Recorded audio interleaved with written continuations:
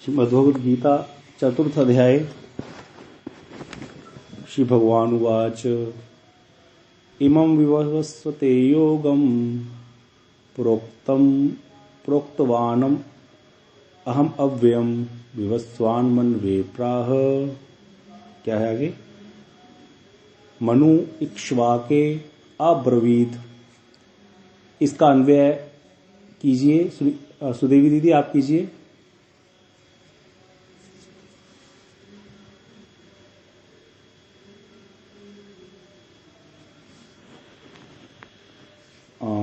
सुनीता दीदी है, वो आप कर दीजिए। शायद वो नहीं है। जी प्रभु जी, धन्यवाद प्रणाम। श्री भगवानोवाच, श्री भगवान ने कहा, अहम मैंने इमम इस अव्ययम योगम अविनाशी योग को विवस्वते सूर्य से प्रोक्तवान कहा था। विवस्वान सूर्य ने मनवे मनु से प्राह कहा। मनु ने इक्ष्वाक्वे इक्ष्वाकु से अब्रवीत कहा। अनुवाद, श्री भगवान ने कहा, मैंने ये अविनाशी योग सूर्य को बोला था। सूर्य ने मनु को और एवं मनु ने इक्ष्वाकु को कहा था। तो यहाँ पर भगवान अब अर्जुन को ये बता रहे हैं कि जो तुमको ज्ञान प्रदान कर रहा हूं ये अविनाशी है। अविनाशी अर्थात जिसका कभी नाश नहीं हो सकता। तो जो भी मैं बातें बता रही हैं मैंने अभी तक दूसरे अध्याय में, तीसरे अध्याय में, ये योग जो है, योग कौन सा, जिसमें निष्काम कर्म योग की बात आई है अभी तक ज्यादा, तो निष्काम कर्म योग या थोड़ा थोड़ा जो भक्ति योग भी बीच में आया, ये सारा कुछ मैंने पहले सूर्य को मैं उपदेश प्रदान कर चुका हूँ। सूर्य ने इसको मनु को कहा था और मनु ने इसको इक्ष्वाकु को कहा। इस तरह से परंपरा से ये ज्ञान प्राप्त हो रहा है, आगे आगे बढ़ रहा है, ये यहाँ पर कह रहे हैं कृष्ण। अब इसका हम भावानुवाद पढ़ते हैं।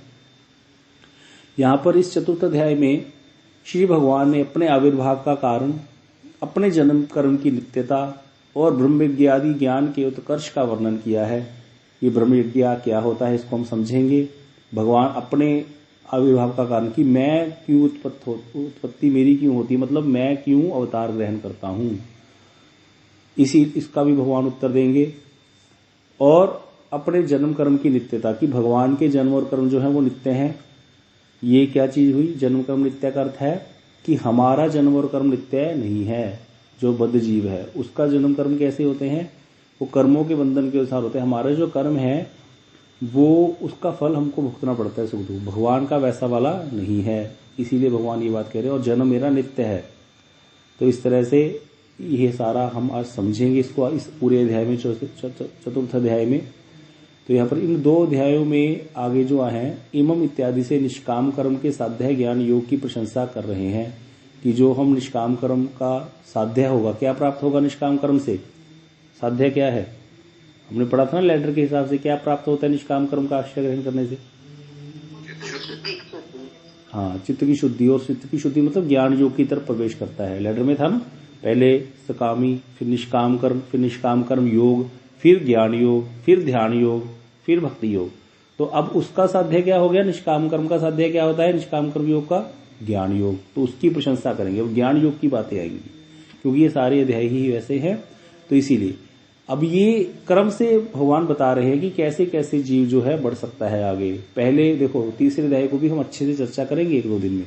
आप सब लोग पढ़ना कि तीसरे अध्याय में हमने पढ़ा क्या, सार समझ में आना चाहिए होता है। ऐसे तो हमने बहुत कुछ सीख लिया लेकिन हमें एकदम से पकड़ नहीं हो पाती। जैसे चतुर्थ अध्याय में निष्काम कर्म योग की व्याख्या भगवान ने की, उसका सार हमने पढ़ा था जो लास्ट में आया था। भक्ति ठाकुर जी ने बताया कि शुरू में तो प्रश्नकर्ता का स्वभाव, फिर आत्मनात्म विवेक की चर्चा हुई कि आत्मा क्या है, अनात्म क्या है। उसके बाद भगवान ने निष्काम कर्म योग का उपदेश दिया, लास्ट में स्थित प्रज्ञा के लक्षण बताए।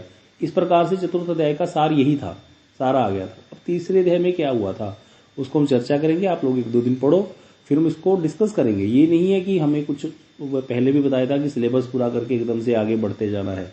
हमें समझना है चीजों को। और इसको जो हमने सबसे पहले दिन डिस्कस किया था वो लैडर और 4 प्रकार के जो भक्त लोग होते हैं संसार में, कौन? ज्ञानी, योगी, कर्मी, ज्ञानी, योगी और भक्त।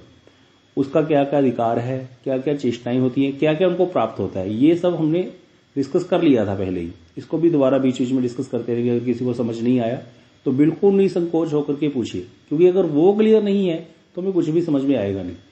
एक्चुअली में देखा जाए तो वो जिसको क्लियर हो गया ना, उसको सब कुछ हो गया, बाकी सब कुछ बस इसी में से प्रश्न है। उसके रिलेटेड उन चीजों को करते हुए कई बार बीच में फिर प्रश्न आते हैं कि अगर ऐसा है तो ऐसा क्यों है, फिर उनका उत्तर उसी में से मिलता है। उन्हीं प्रश्नों के उत्तर सारे आगे इन अध्यायों में दिए गए हैं, तो इसीलिए उसको अच्छे से हमें समझना है। एक जो वो लैडर है, एक वो जो भक्ति वाला प्रभु जी ने हमारे पास एक शेयर की थी, बस इतना। उसके बाद हम आगे बढ़ जाएंगे, फिर बाकी तो सब चीजें जहां पर प्रूफ देंगे, मतलब बाकी तो भगवान इन सब अध्याय में आगे इन चीजों के प्रूफ देंगे। अभी हम भगवान जैसे यहाँ पे बता रहे हैं, इन 2 अध्याय में निष्काम कर्म के साथ है ज्ञान योग की प्रशंसा। अब तक तो निष्काम कर्म योग पे ही व्याख्या कर चल रही थी। अगर किसी को याद होगा तो तीसरे अध्याय में ज्यादातर निष्काम कर्म योग की अपेक्षा भी सकाम कर्म योग आ गया था, याद होगा अगर किसी को, क्योंकि भगवान ने अर्जुन को वहां कह दिया था कि अगर तू निष्काम कर्म योग का भी आश्रय ग्रहण नहीं कर सकता, अभी निष्काम भी नहीं हो सकता, तेरे हृदय में कामनाएं हैं किसी के हृदय में, तो फिर वो सकाम कर्म योग का आश्रय ले। सकाम कर्म योग क्या है, कोई बता सकता है? काम्य कर्म को सकाम कर्म योग नहीं कह सकते। प्रकृति के गुणों के आधार, 17 के गुणों के आधार नहीं समझ रहे हो आप लोग, इसका मतलब भगवान को अर्पित करके काम करना। हाँ, भगवान को अर्पित करके नहीं, वो तो निष्काम कर्म योग हो गया। देवी देवता को कामनाओं सहित हाँ, हरे कृष्णा। निकुंजेश्वरी दीदी क्या बता रहे थे आप? वेद विहित कर्म करना। हाँ, और संजय प्रभु आप? मैं तो यही बोलता था प्रभु जी, जन्म और स्वभाव से जो कर्म करता है वो काम्य कर्म, वो तो काम्य कर्म हो गया ना, हम काम कर्म योग की बात कर रहे हैं। तो योग की, हाँ, काम कर्म योग, तो वो क्या है? काम कर्म योग क्या है? जहां पर हृदय में कामनाएं हैं, सकाम मतलब कामनाएं हैं हृदय में। पहले इसको समझ लिया करो, वो जो शब्द है वही एक्सप्लेन करता है अपने आप। सकाम कर्म योग, काम्य कर्म, काम्य कर्म में क्या है? योग नहीं है शब्द, तो इसलिए काम्य कर्म कैसा हो गया? निकृष्ट बोल दिया उसको शास्त्र में। क्यों? क्योंकि काम्य कर्म क्या है? कामनाएं भरी पड़ी है हृदय में और कर्म कर रहा है व्यक्ति, वो हम कर ही रहे हैं, कुछ अर्पित भी नहीं कर रहे, कोई यज्ञ नहीं करे, कुछ नहीं, तो वो व्यक्ति हो गया निकृष्ट, मतलब अपनी कामनाओं को पूरा करने में लगा, कोई शास्त्र विधि जानता नहीं, शास्त्र को मान ही नहीं रहा। तो काम्य कर्म है वो कामनाओं को पूर्ण करना अपनी, वो चाहे कहते हैं ना भाई हुक कोड कुरुक, मुझे तो ये चाहिए।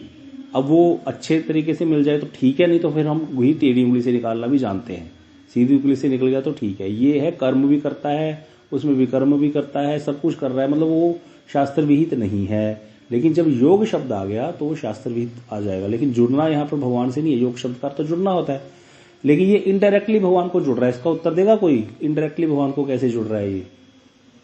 सुनीता दीदी आप बताइए। प्रभु जी वो कामनाओं से कर तो रहा है, पर फिर भी वो भगवान को मतलब अर्पित तो कर रहा है। नहीं, गलत है। अच्छी कृष्ण प्रभु आप बताइए।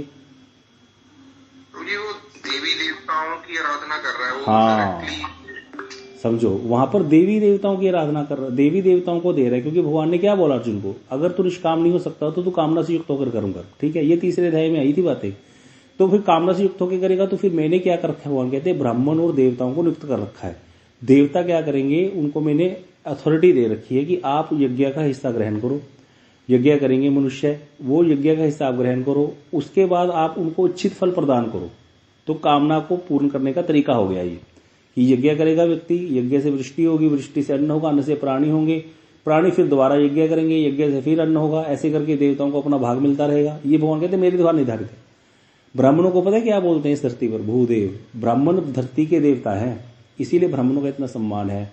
तो ब्राह्मण भूदेव है, ब्राह्मणों को भी भगवान ने अथॉरिटी दे रखी है कि आप जो है दान ग्रहण कर सकते हो। इससे वो जो उसका दोष है एक कर्मी व्यक्ति का, वो दूर हो जाएगा। इस प्रकार से यज्ञ दान तप क्रिया ना त्याज्य कार्यमेव तत्, भगवान आगे कहेंगे गीता में, यज्ञ दान और तप आदि क्रियाएं ये कभी भी त्याग नहीं करनी चाहिए। कार्यमेव तत्, इसको करना जरूरी है, क्योंकि यज्ञ दान तपस्यानी पावनानी मनीषी नाम, ये यज्ञ दान और तप क्रियाएं जो कर्मी व्यक्ति है, जिसके अंदर भोग वासनाएं हैं, उसको पावन करती है, उसको पवित्र करती है। धीरे धीरे उसका चित्त शुद्ध होगा इससे भी, अगर वो यज्ञ दान और तप करके अपने भोग को ग्रहण करेगा, जो भोग वो करना चाहता है संसार में। तो सकाम कर्म योग में क्या है? भगवान को तो जा रहा है, योग कर तो भगवान हो गया, जुड़ना हो गया, लेकिन वो भगवान को इनडायरेक्ट वे में जा रहा है। इनडायरेक्ट वे में क्यों है? क्योंकि डायरेक्ट भगवान के लिए तो किया नहीं यज्ञ, इंद्र के निमित्त यज्ञ किया, वरुण के निमित्त यज्ञ किया, अलग अलग देवताओं के नाम से आहुतियां दी हैं, तो वहां पर वो यज्ञ जा रहा है देवता को। लेकिन क्योंकि देवता भगवान के ही अनुगत में है, इसीलिए वो इनडायरेक्टली भगवान को ही चला गया। आगे भगवान इसका भी उत्तर देंगे अर्जुन को कि जो कोई अन्य देवी देवताओं की उपासना करता है वो किसी न तरीके से मेरे पास ही आती है उपासना उनकी, क्योंकि मेरे द्वारा निर्धारित फलों को जो है देवता उनको प्रदान करते हैं। इस प्रकार से ये क्रम चलता है। लेकिन आगे भगवान ने ये भी बोल दिया कि उन अल्प बुद्धि वालों का वो फल नाशवान है। देवताओं के द्वारा जो भी फल प्राप्त होगा हमको वो नाशवान हो जाएगा। भगवान जिस भोग को भी प्रदान करेंगे मान लो किसी को, तो वो नाशवान नहीं होगा, वो परमानेंट होगा, कुछ भी होगा, और भगवान हमेशा हमारा कल्याण ही करेंगे। तो यही बात हमने समझी थी। तो सकाम कर्म योग का भगवान ने उपदेश दिया है तीसरे अध्याय में। दूसरा अध्याय अगर देखा जाए तो उसमें भगवान ने एकदम से ऊपर की बात कर दी निष्काम कर्म योग की। लेकिन तीसरे अध्याय में भगवान ने कहा कि भाई निष्काम कर्म अगर मैं समझता हूं कि मुश्किल है होना, इसीलिए फिर कोई व्यक्ति सकाम कर्म योग का आश्रय ग्रहण करे। अब प्रश्न है कि भगवान ने पहले सकाम कर्म योग क्यों बताया? नियम तो यही होना चाहिए, पहले तो कामना हृदय में बड़ी पड़ी है ना, तो पहले सकाम कर्म का उपदेश देना चाहिए। नहीं, पहले भगवान श्रेष्ठ बात की बात करेंगे। श्रेष्ठ तो निष्काम कर्म योग ही है, श्रेष्ठ तो हृदय से कामना ना होना ही है। वो तो बाद में कहा कि अगर ऐसा नहीं हो सकता तो फिर ये वाली विधि भी है। शुरू में ही वो वाली बता देते, हर एक व्यक्ति कहता देखो ना भगवान ने पहले ये बात कहा है, और वो भोगों से निकलने के लिए उसका प्रोसेस बहुत लंबा हो जाता। तो शुरू में ही भगवान आज्ञा देने भैया कामना अच्छी चीज नहीं होती, कामना का त्याग करना चाहिए। फिर आगे बोल दे कि चलो भाई कामना का त्याग करने में अगर असमर्थ हो तो फिर तुम काम कर्म योग का भी आश्रय ग्रहण कर सकते हो। इसकी भी व्यवस्था मैंने शास्त्रों में दी है। इसीलिए वेदों में 90% 95% श्लोक इस प्रकार की हैं, कर्मकांड के रिलेटेड ही हैं, क्योंकि प्रभु को पता है कि भाई ज्यादा तो ऐसे ही लोग होते हैं, कर्मी ज्यादा होते हैं और कामनाएं हृदय में भरी पड़ी हैं हमारी। इसीलिए तो हम भोग की इच्छा करने ही, हमारे मन में भोग की इच्छा हुई तभी तो माया ने पकड़ा, तभी तो हम यहाँ आए, नहीं तो भगवान की जगत में बैठे होते। तो इसीलिए फिर अरेंजमेंट तो वैसे देना था, लेकिन क्योंकि भगवान को इससे हमें निकालना है, इसीलिए भगवान वैसा वाला उपदेश डायरेक्ट दे करके फिर उसका तरीका भी बता रहे हैं कि अगर वैसा नहीं कर सकते तो इस प्रकार से करते हुए चलो। तो उसी का सारा तीसरे अध्याय में था, उसको हम दोबारा आप पढ़ना, हम चर्चा करेंगे, उसके सार को सुनेंगे सबसे, क्या इसमें सार है तीसरे अध्याय का, जिससे आपकी पकड़ हो जाएगी। क्योंकि हमें देखो 2 महीने हो गए, लगभग तीसरा महीना चल रहा है, तो हम लोग कोई पीछे नहीं है। ये नहीं होता कि आज हम 15वें अध्याय पे होते तो हमें कुछ ज्यादा पता चल जाता। हमने एक अध्याय पढ़ा, उसको समझा, और हमें बाद में पता ही नहीं इसमें हुआ क्या था, तो उसका फायदा ही नहीं है कोई। प्रभु जी वो लैडर शेयर करने की बात कर रहे हैं, बीच में लैडर शेयर कर देंगे, बीच में भी थोड़ी देर में। आप अपने पास खोल के रखा कीजिए लैडर, किसी को देखना है, आपके पास फोटोज हैं, जिसके पास नहीं है अलग से आप मैसेज डाला करो, उसको हम भेज देंगे। तो वो लैडर जो है, जो वो भक्ति वाला चार्ट है, वो हमेशा आपके सामने होना चाहिए, उससे आपको क्लैरिटी होती रहेगी चीजों की। तो यहाँ पर इसीलिए हमें पता होना चाहिए भगवान ने क्या कहा, निष्काम कर्म का साध्य ज्ञान योग। सकाम कर्म का साध्य क्या होगा? फिर सकाम कर्म योग का साध्य क्या होगा? भोग, साध्य तो भोग तो मिल गया, उसके बाद भोग करते करते वो क्या प्राप्त होगा? काम कर्म, हाँ चित्त शुद्धि होगी, तो उसको अंदर क्या होगा, कामना बुरी है उसको समझ में आ जाएगी, तो फिर निष्काम कर्म योग में बढ़ेगा वो। ये पता होना चाहिए। भगवान जो काम कर्म योग की बात कर रहे हैं तीसरे अध्याय में, सकाम कर्म योग का फल क्या होगा? धीरे धीरे पावनानी मनीषी नाम, उसका चित्त शुद्ध हो जाएगा। चित्त शुद्ध होकर उसको पता चलेगा परीक्षा लोकान, परीक्षा है, हाँ वैराग्य आएगा। परीक्षा करेगा ना संसार की परीक्षा करेगा भोग करते करते कि ये भोग का तो नाश होने ही नहीं वाला, ये तो आग में घी देने के समान है। फिर उसको समझ में आ जाएगा ये भोग वस्तु सत्य नहीं है, इसीलिए कामना ना होना ही अच्छा है। वैराग्य आ जाएगा उसको इसका करते करते, तब जाकर के फिर वो आगे बढ़ेगा। और ऐसा होता है, हम संसार में परीक्षा करते हैं, देखते हैं जूते खा रहा है व्यक्ति, तभी तो समझता है। बिना जूते खाए कोई नहीं समझता, ऐसा कौन होगा? बिरला। हमेशा केले के जो फिसलता है, गिरता है, तभी अकल आती है कि नहीं भाई केले पे पैर नहीं रखना। तो इसी चीज को आगे समझेंगे हम आगे से अच्छे से। इस अध्याय में तो भगवान अपने जन्म और अपने कर्मों की बात कर रहे हैं, मेरे आविर्भाव का कारण क्या है, मैं क्यों अवतार ग्रहण करता हूँ, और ब्रह्म यज्ञ आदि ज्ञान के उत्कर्ष का वर्णन किया। ब्रह्म यज्ञ आदि ज्ञान मतलब ज्ञान योग की बात आएगी इसमें ज्यादा, जो ज्ञानियों का मार्ग है। अब इसमें कहते हैं, आगे बढ़ते हैं, इसमें क्या कह रहे हैं गुरुदेव कि प्रत्येक मनवंतर में स्वयंभू आदि मनु का आविर्भाव होने पर भी इस वर्तमान व्यवस्वत मनवंतर में मनु के जनक सूर्य इस ज्ञान योग के प्रथम उपदेश पात्र हैं। कि जो मनु के पिता हैं सूर्यदेव, उनको ये ज्ञान मैंने प्रदान किया था। हर मनवंतर में ही होता है स्वयंभू मनु आविर्भाव होते हैं। 14 मनवंतर हैं, 14 मनवंतरों के 14 मनु हैं। तो और हर एक मनवंतर का एक नाम है। अब ये जो मनवंतर चल रहा है इसका नाम व्यवस्वत मनवंतर है। तो कहते मैंने सूर्य को ये उपदेश प्रदान किया था तब, सूर्य ने अपने पुत्र मनु को दिया था। और फिर मनु ने आगे इक्ष्वाकु को दिया, मनु के वंश में इक्ष्वाकु एक राजा हुए। ऐसे करके ये प्रदान करते जा रहे हैं, बता रहे हैं। यह बताकर श्री भगवान ने सांप्रदायिक धारा की अवतारणा की है कि बिना सांप्रदायिक धारा या आमनाय परंपरा के शुद्ध ज्ञान तत्व अथवा भक्ति तत्व जगत में प्रकाश नहीं होता। तो ये सांप्रदायिक धारा क्या होती है? आमनाय किसको बोलते हैं? आमनाय का अर्थ होता है वेद, वेद वेदांत सारा कुछ, ये जितने भी हमारे शास्त्र हैं जिनमें जो बातें लिखी हैं इसको आमनाय बोलते हैं। तो कहते हैं ये आमनाय परंपरा, आमनाय परंपरा मतलब शिष्य गुरु को सिखाएगा, गुरु आगे अपने शिष्यों को सिखाएगा, गुरु शिष्य को सिखाएगा, शिष्य आगे सिखाएगा अपने शिष्यों को या उनके अनुगत जो है, ऐसे करके आगे आगे ये परंपरा से प्राप्त होता है। तो इस तरह से बिना सांप्रदायिक धारा के या आमनाय परंपरा के ये शुद्ध ज्ञान जो है भक्ति तत्व का जगत में कभी भी प्रकाश नहीं हो सकता। हम लोग जितने भी लगे हैं, किसी को डायरेक्ट गुरुजी नहीं मिले, सबको पहले कोई वैष्णव मिले, उन्होंने उनको जोड़ा, ऐसे कह के ही सब मैं अपनी बात करूं कोई भी कहे, तो इस तरह से ही व्यक्ति जाता है गुरु के निकट, फिर गुरु से उनको वो ज्ञान प्राप्त होता है, संप्रदाय से जो प्राप्त या वैष्णव से प्राप्त होता है, शिक्षा गुरु से प्राप्त होता है। तो सांप्रदायिक धारा के द्वारा विषय का गुरुत्व, प्राचीनत्व और महत्व विशेष रूप में प्रमाणित हो जाता है। नेचुरल बात है। हम लोग क्यों कर रहे हैं ये सब? अब संसार में जो लोग जिनको वैष्णव नहीं मिले, जिनको थोड़ी श्रद्धा जागी, वो किसके पीछे लग गए? खाटू श्याम जी जा रहे हैं लोग आजकल ज्यादा। आप जाओ देखो, यहाँ एक सावरिया सेठ करके हैं, वहां बहुत भीड़ लगी रहती है, इतना बड़ा मंदिर बन गया, क्योंकि वो सांप्रदायिक धारा में नहीं जुड़े। लेकिन जो सांप्रदायिक धारा में जुड़ा, जो शुद्ध वैष्णव से जुड़ा, उसको पता चला कि गुरुत्व क्या है, भक्ति का गुरुत्व क्या है, कृष्ण क्या वस्तु है, प्राचीनत्व क्या है, क्या प्राचीनत्व है। यहाँ पर प्राचीनत्व की बात आ रही है, उसको समझ में आया कि भाई यद्यपि पद्म पुराण में भगवान ने कहा वरवरी को मैंने अपना ही स्वरूप दे दिया, वो खाटू श्याम कृष्ण का ही स्वरूप है, नो डाउट, लेकिन उसको वहां पर यह पता चलता है गुरुत्व क्या है प्राचीन धारा का, कि हमारे किसी भी आचार्य ने, जितने भी हमारे संप्रदाय में हुए, कोई भी हमारी में या कोई निबार्क संप्रदाय में या वल्लभ संप्रदाय में कहीं भी हुए, किसी ने उनका जिक्र क्यों नहीं किया? फिर उन्होंने कृष्ण भक्ति की ही बात करी, सब वो राम भक्ति की बात ही कही। अगर रामानुजी संप्रदाय की बात करें, रामानंदी संप्रदाय की बात करें, तो अगर ऐसा था क्या उन आचार्यों को, इसीलिए फिर महाजना जगता सही पंथा, जहां जिस रास्ते पे चल करके महाजन गए हैं वही हमारे लिए रास्ता है, यह विशेष रूप में प्रमाणित हो जाता है उस व्यक्ति के हृदय में। तो इसलिए कह रहे जन समाज में प्राचीन संप्रदाय के धारा, सांप्रदायिक धारा के प्रति श्रद्धा और भक्ति भी प्रलक्षित हो जाती है। फिर जन समाज संसार के लोग जो है उनको भी समझ में आ जाती है भक्ति की महिमा सम्यक रूप से, अर्थात पूर्ण रूप से। क्या होता है? भगवत तत्व को प्रदान करने वाली गुरु परंपरा की धारा को आमनाय या संप्रदाय कहते हैं, जो कि पूर्ण रूप से हमको क्या है? प्रदान कर देता है उस वस्तु को। और संप्रदाय विहीन मंत्र जो होते हैं, कहते हैं वो क्या होते हैं? निष्फल होते हैं। इसलिए कलिकाल में 4 वैष्णव संप्रदाय हैं। जो संप्रदाय से विहीन होगा वो निष्फल हो जाएगा। श्री संप्रदाय, ब्रह्म संप्रदाय, रुद्र संप्रदाय, सनत संप्रदाय। तो यहाँ पर जिस संप्रदाय की बात भगवान कर रहे हैं, ये गीता में भी प्रूफ आ गया एक तरह से। भगवान ने कहा भैया ये संप्रदाय से प्राप्त होता है, कि गुरु ने शिष्य को बताया, शिष्य ने आगे बताया, ऐसे करके ये ज्ञान प्राप्त होता है। सभी संप्रदायों के मूल उद्गम कौन है? भगवान कृष्ण है।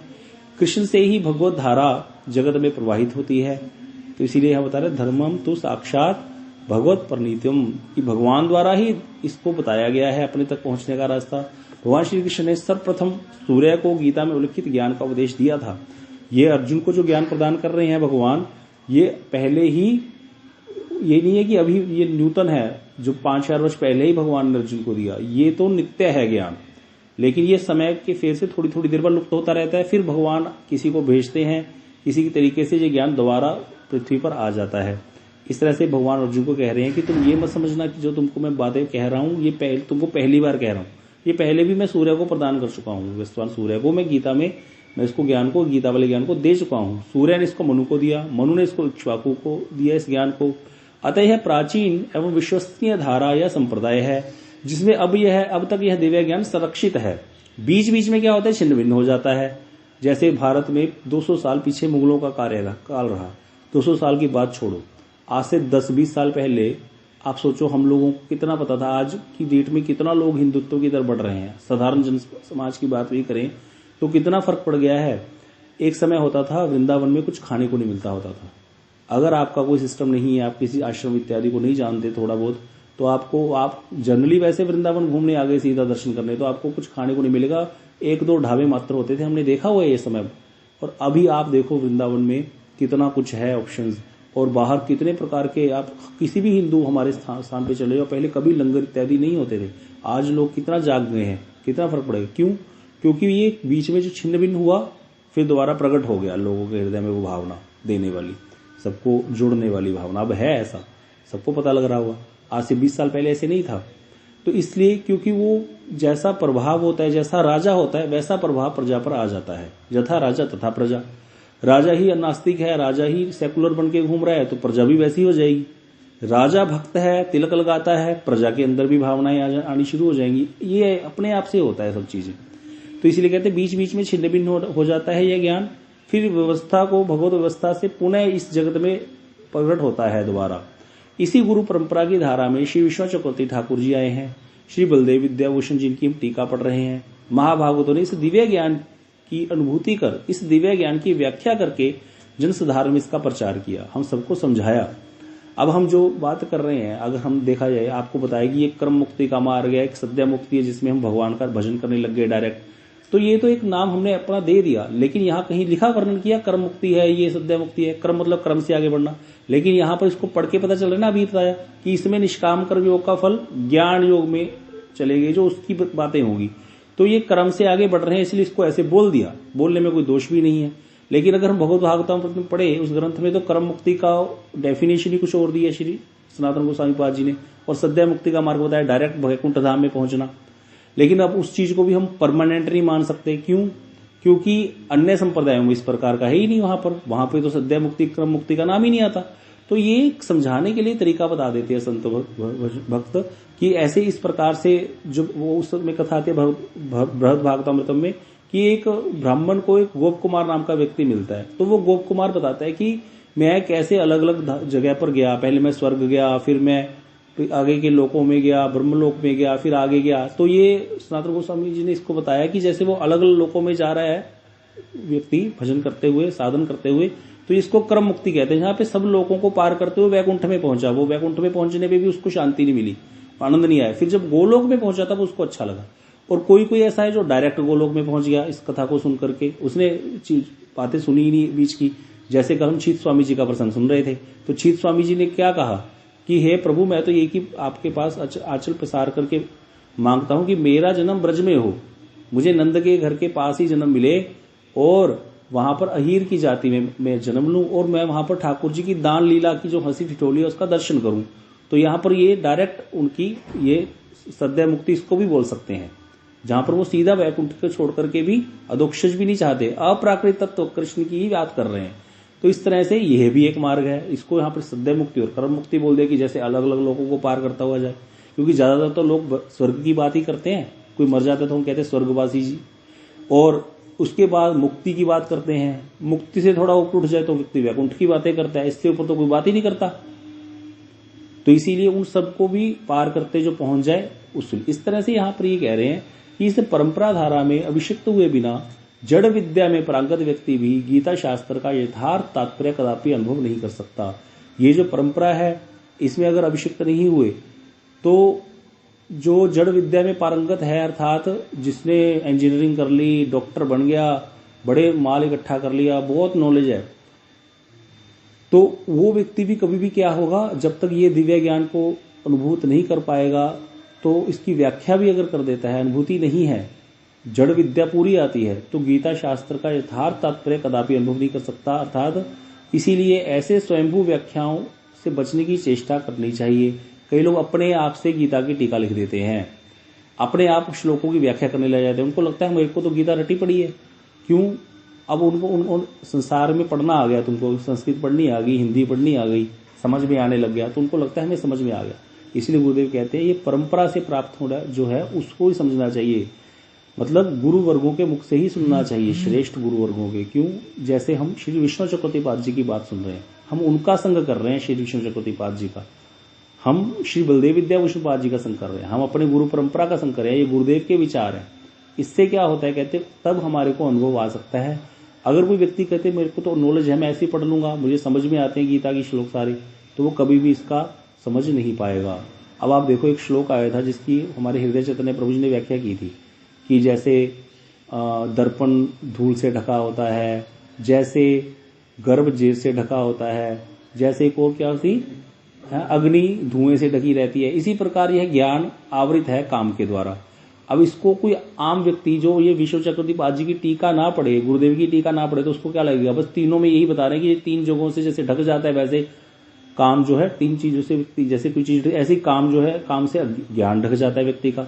लेकिन वहां कितना तरीके से बताया कि यहाँ 3 एग्जाम्पल क्यों दी। अग्नि से जब धुएं से अग्नि ढकती है तो वो ज्यादा नहीं ढकती, अंदर अग्नि सुगलती रहती है, तो वो फिर भी प्रकाशित हो जाती है। और जो उसके बाद ऊपर दर्पण और धूल वाले में भी कहते कुछ कुछ आभास दिखता है, तो वहां पर ज्ञान ढकने का भी लेवल बताया कि कई तो बिल्कुल ही मूड होते हैं, कई थोड़े कम होते हैं, उनको थोड़ा थोड़ा समझ आता है, कई लोगों को पूरा समझ में आ जाता है, लेकिन फिर भी माया में फंसे हुए इसीलिए नहीं कर पाते। इस तरह से वो चीजें हमें कैसे समझ आएंगी, हमें तो नहीं लगेगा ना ऐसे, अगर इस श्लोक को ऐसे ही पढ़ ले कोई गीता प्रेस की गीता लेकर के बिना टीका के, तो उसको लगेगा बस 3 एग्जाम्पल बताने के लिए पुष्ट कर दिया बस कि हाँ ज्ञान ढक जाता है, काम के द्वारा ज्ञान ढक जाता है, लेकिन उसका उत्तरोत्तर लेवल बताया है।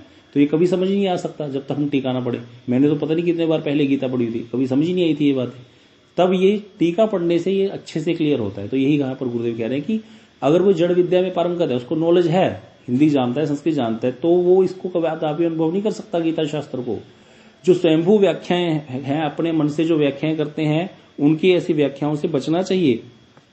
और क्या कह रहे हैं, यथार्थ गीता के यथार्थ तत्व की उपलब्धि करने के लिए क्या करना चाहिए, हमें गुरु वैष्णव के पास ही जाना चाहिए, तब जाकर के समझ में आएगा। जिस प्रकार कहते दूध क्या है, पवित्र है, पुष्टिकारक है, लेकिन अगर वो सांप उसको मुंह लगा दे तो विष का कार्य करता है। इसी प्रकार कोई ऐसा व्यक्ति जो संसार के भोग वासनाओं में फंसा हुआ है, उसने टीका भी नहीं सुनी, पढ़ी भी नहीं आचार्यों की टीका, और अपने मुख से व्याख्याएं करने लग गया, तो उसका व्याख्या करना कैसा हो गया, क्योंकि उसके अंदर कामनाएं हैं, वासनाएं हैं। अब जो वो बात करेगा वो भोग पर बातें ही करेगा, क्योंकि उसके अंदर भोग छुपा हुआ है हृदय में, तो वो विष हो गया। अब वो मंगलकारी वस्तु थी दूध तो, लेकिन दूध सांप ने मुंह लगा दिया तो विष हो गया। इसी प्रकार ऐसा व्यक्ति अगर ऐसी व्याख्याएं करता है इस शास्त्रों की, जिसके हृदय में कामनाएं वासनाएं हैं, प्रतिष्ठा चाहता है, पैसा चाहता है, तो वो विष का कार्य करेगी। वो हरि कथा जो है, जगत को परम पवित्र करने वाली हरि कथा, जो सुनने वाला उसके मन में और भोग की इच्छाएं जगा देगी, उसको और भोगी बना देगी।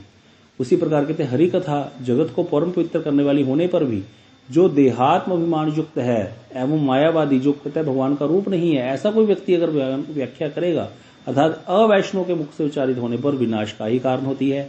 श्री चैतन्य महाप्रभु ने इस विषय में ऐसा ही कहा है कि मायावादी भाष्य सुनीले है सर्वनाश।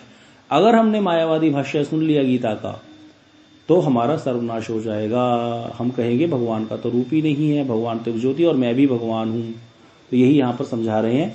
तो इस अगले श्लोक में भगवान यही कह रहे हैं, थोड़ा सा 1 मिनट पढ़ लेते हैं कि एवं परंपरा प्राप्तम इमं राजर्षियो विदु सकालेन महता योगो नष्ट परंतप। कि यहां पर मैं सीधा इसको पढ़ता हूं, परंतप मतलब हे अर्जुन, इस प्रकार परंपरा से प्राप्त इस योग को राजऋषियों ने जाना, बहुत समय होने से यह योग नष्ट प्राय हो गया था। मतलब भगवान वही इसी चीज को, इसी श्लोक को पुष्ट करें जो हमने पढ़ा कि इस प्रकार परंपरा से प्राप्त योग को राजऋषि, मतलब राजऋषि कौन होते हैं, जो राजा होते हैं लेकिन ऋषि के रूप में रहते हैं, वैराग्यवान होकर के रहते हैं। मनु जी को राजऋषि बोला गया। ब्रह्म ऋषि होते हैं, राज ऋषि होते हैं। तो इस तरह से कह रहे हैं राजऋषियों ने जाना, परंतु लंबे समय पर नष्ट होकर के यह योग नष्ट प्राय हो गया था। अगर हमारे देश का राजा गीता के भाव को जानता है अच्छे से, तो बस फिर प्रजा तो अपने आप ही भक्त हो जाएगी, वो तो कर्म बंधन से अपने आप ही छूट जाएगी। इसीलिए गीता ज्ञान प्राप्त होना सबके लिए बहुत ही अनिवार्य है। क्या पता कब हमारे बच्चों में से कोई नेता बन जाए, आपके बच्चों में से, तो उसको ये ज्ञान होगा तो कितना उद्धार करेगा संसार का, वो ये समझने वाली बात है। ठीक है जी, चलो अभी इसको आज यहीं पर करते हैं, कल आगे से। वंशा कल्पतरुभ्यश्च कृपा सिंधुभ्यश्च पतितानां